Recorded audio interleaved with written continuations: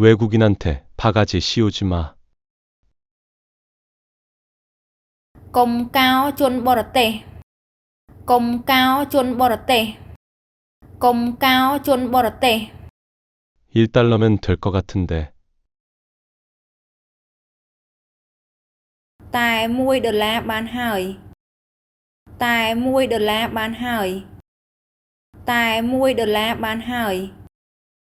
위치 좀 보내줘. ផ្ញើទីតាំងផ្ញើទីតាំងផ្ញើទីតាំង 텔레그램으로 보낼게. ចាំខ្ញុំផ្ញើតាម Telegram ទៅឲ្យអ្នកចាំខ្ញុំផ្ញើតាម Telegram ទៅឲ្យអ្នកចាំខ្ញុំផ្ញើតាម Telegram ទៅឲ្យអ្នក 나한테 텔레그램 보내줘. ចាំផ្ញើតាម Telegram មកឲ្យខ្ញុំចាំផ្ញើតាម Telegram មកឲ្យខ្ញុំចាំផ្ញើតាម Telegram មកឲ្យខ្ញុំ